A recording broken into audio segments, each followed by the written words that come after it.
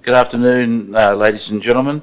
To this ordinary meeting of Council on the 20th of April.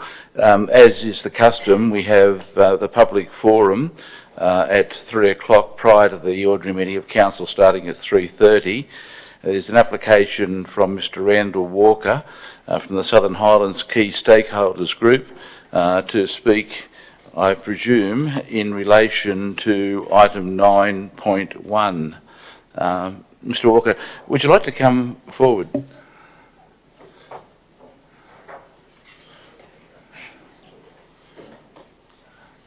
Thank you.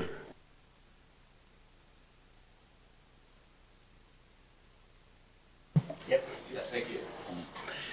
I'm speaking against the Agritourism Resolution item 9.1 in its current form in the business papers on the basis that what is being proposed here is such a significant departure from the optimal and reasonable capacity limits contained in the New South Wales Government Agritourism Amendment to the Standard Instrument and the original Council staff recommendations that it would in fact be counterproductive to the intended outcome if it was adopted. I noted that the chair of the local planning panel cited as a reason for rejecting sections or watering down the optimal capacity limits that there was a concern that there was not enough time for community consultation. I immediately assumed that perhaps there had not been an opportunity for a comprehensive briefing on the matter to be given to the panel, explaining the journey to date and the extensive and exhaustive consultation that has occurred every step of the way over a period of more than 5 years. Industry has advocated for this amendment, supported by many regional New South Wales councils, including Wingecarribee. Agriculture, equine, food and wine and agritourism are accepted and published as strategic priorities for council and industry. The Wingecarribee Shire Community Strategic Plan 2017, with community engagement and consultation and more than 700 participants, clearly identified aspirations such as the preservation of the character of the Shire and to maintain inter-urban breaks, the green between, and rural landscape between towns. One of the most effective ways to preserve the green between and maintain the rural character of the Shire is to enable working farms to remain as working farms, to allow a farmer to build resilience by diversifying into agritourism.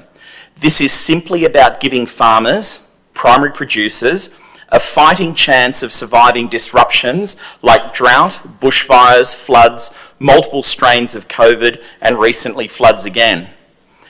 In the same way that a grape grower and winery can diversify with a cellar door premises, a neighbouring beef farmer or potato farmer or horse farmer should be able to diversify with a farm gate premises and or farm experience premises.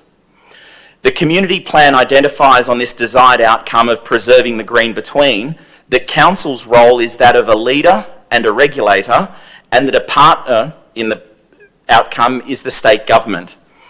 On this occasion, the state government has done the heavy lifting following extensive consultation by proposing an effective amendment to the standard instrument, and it simply now requires the leadership of council to adopt the optimal capacity limits into the LEP.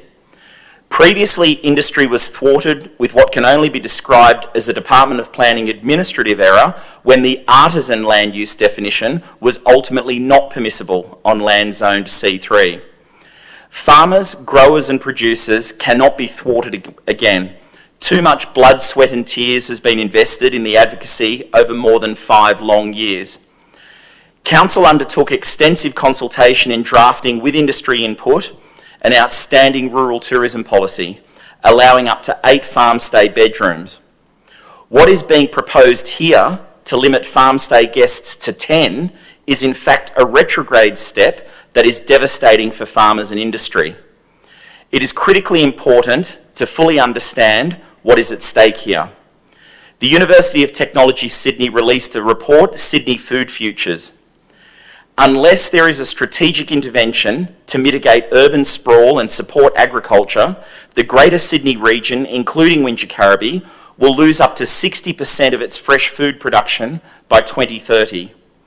And of all the local government areas in that region, Wingecarribee was identified as having the highest agricultural potential, if there was a strategic intervention, there could be an increase of more than 1 million tonnes a year of fresh food produce. We know that in Wallandilly, our immediate northern local government area neighbour, there are more than 50,000 new residential homes in the pipeline. The brutal reality is that Wingecarribee is the last line of defence to resist urban sprawl and maintain a fresh food production capacity. This is about food security as well as shire character.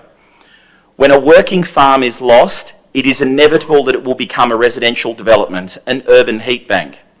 When a working farm is lost, it is lost forever. It is not possible to correct that decision in the future.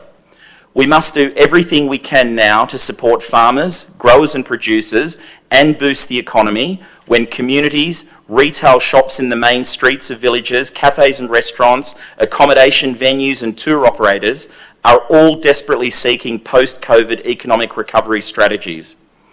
Wingecarribee needs a strategic intervention to support agriculture by allowing farmers to build resilience and diversify into agri-tourism.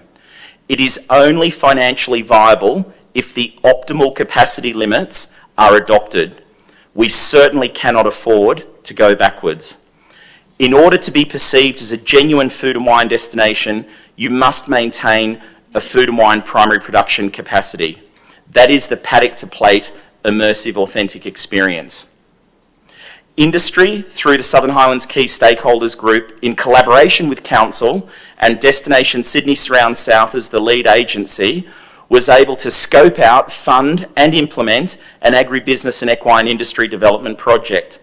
During that project, forums were conducted with beef producers on farm, equine operators, a Women in Ag event was held on a farm.